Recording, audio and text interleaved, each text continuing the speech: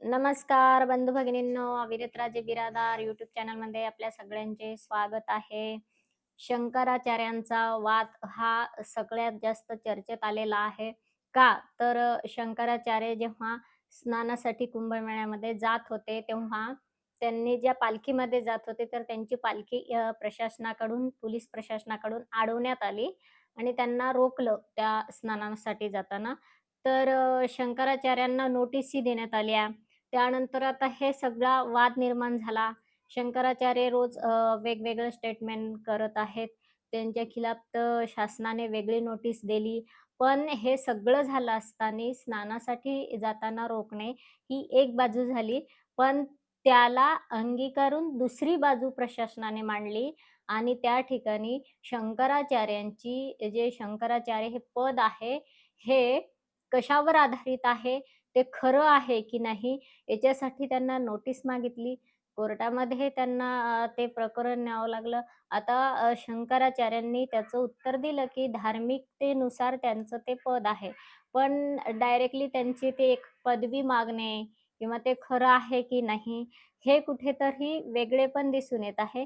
कारण आपण पाहतो 10-11 वर्षामध्ये या हिंदुत्वाच्या नावाखाली मतदान मागितल्या जात आहे.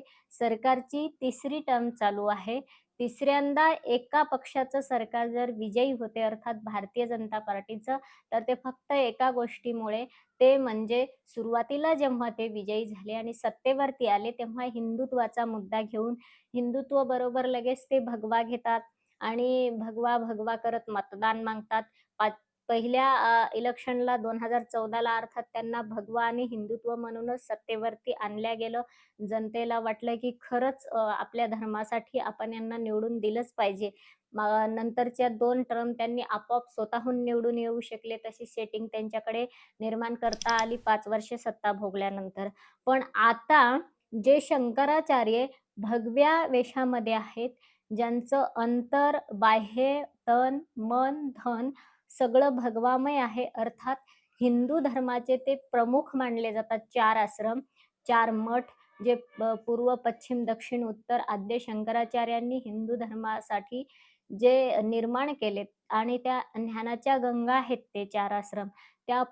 पैकीच एक अविमुक्तेश्वरानंद शंकराचार्य जे आहेत हे.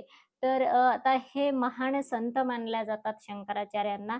कारण त्या आद्य शंकराचार्यांची ती परंपरा आहे आणि शंकराचार्य होण्यासाठी अ, ज्यांचा मात्र जरी अविश्वास असेल भगवंतावर, तर अशा लोकांना शंकराचार्य अजूनही होता येत नाही. ज्यांचा पूर्णपणे भगवंतावर विश्वास आहे, ज्यांचं अंतर्मन, बाह्यमन भगवंतमय झालेलं आहे, अशांना शंकराचार्य होता येतं. जसं की म्हणतात ना, शंकराचार्यांचं ते नंपुद्री नावाचं कुळ असतं. नंपू म्हणजे पूर्णपणे देवावरती विश्वास ज्यांचा आहे, त्यांना शंकराचार्य होता येतं. म्हणजे ते शंकराचार्य असतात. इतर कुणालाही हा वाद आहे, मग इतर कुणाला का नाही वगैरे.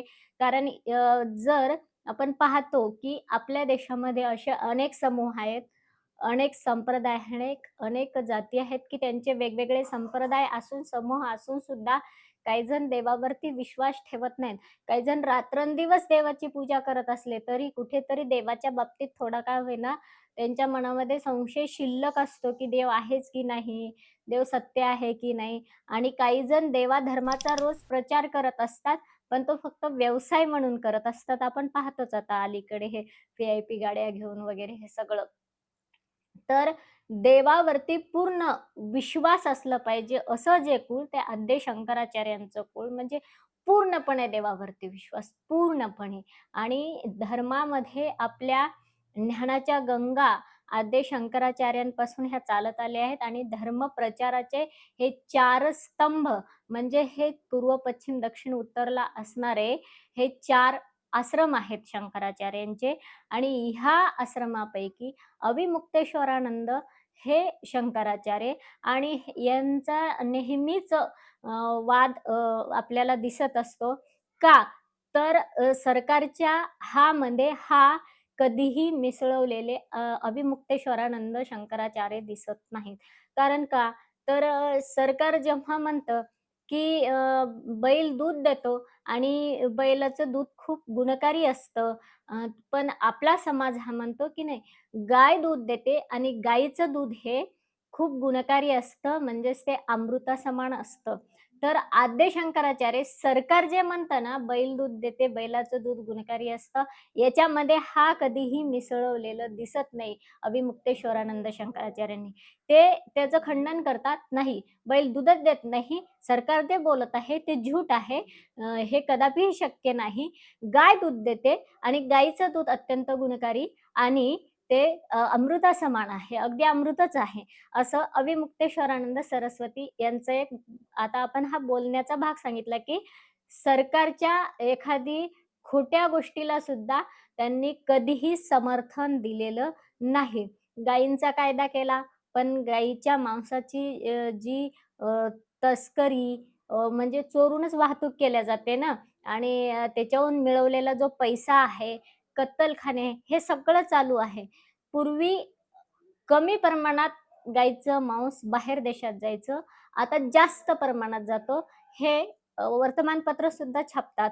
मग हे प्रश्न नेहमीच शंकराचार्य विचारत असतात.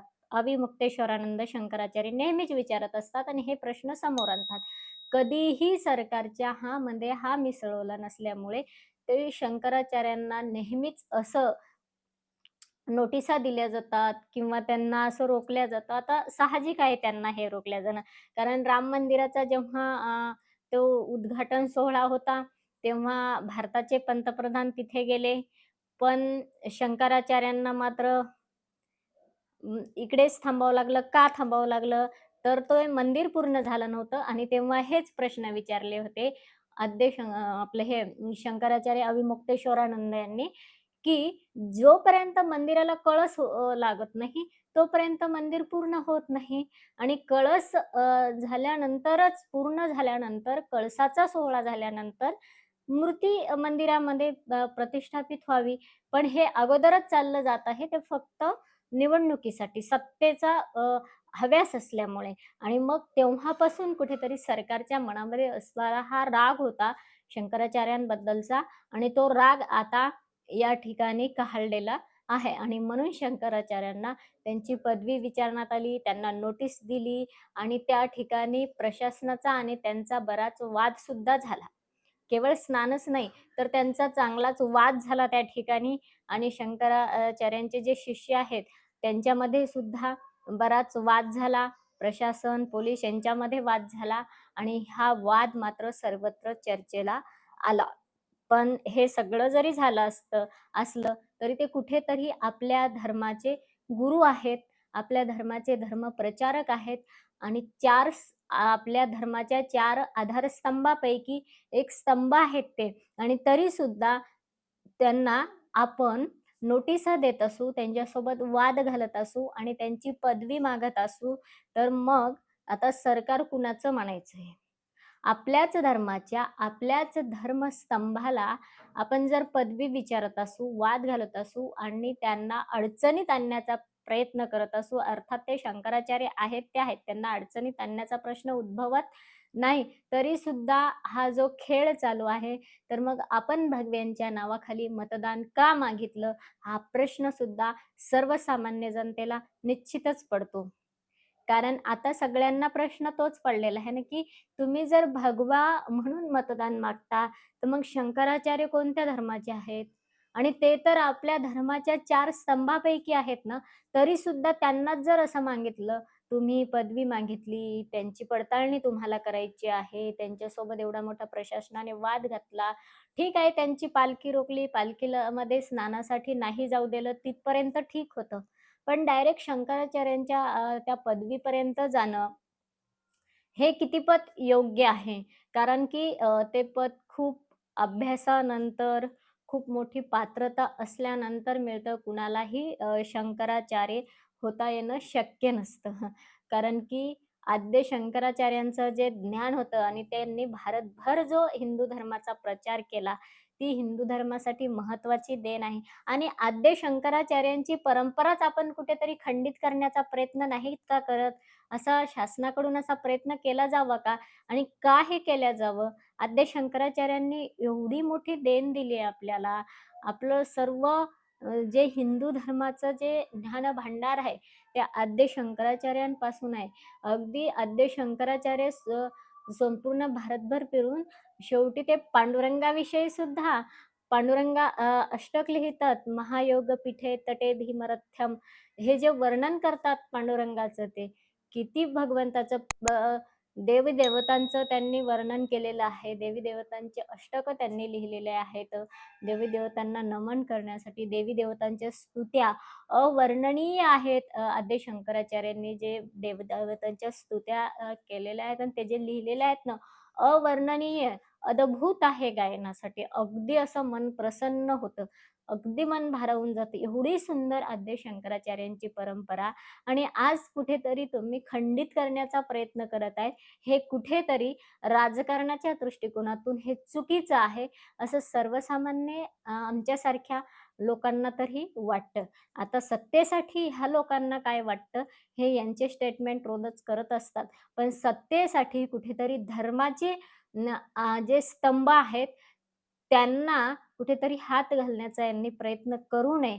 कारण धर्माचे स्तंभ हे मजबूतच असले पाहिजे आणि आपले हे चारही स्तंभ जे आहेत, आद्य शंकराचार्यांनी उभे केलेले हे चारही स्तंभ मजबूत असले पाहिजे, असं आम्हाला वाटतं. तुम्हाला नक्कीच काय वाटतं? आपण ह्या वादाबद्दल आणि जे शासनाने नोटीस दिली शंकराचार्य याबद्दल आपल्या मनामध्ये काय प्रतिक्रिया आहे? नक्की कळवा. व्हिडिओला लाईक करा, शेअर करा, सबस्क्राईब करायला विसरू नका. हाईप करा. जय हिंद, जय जगत.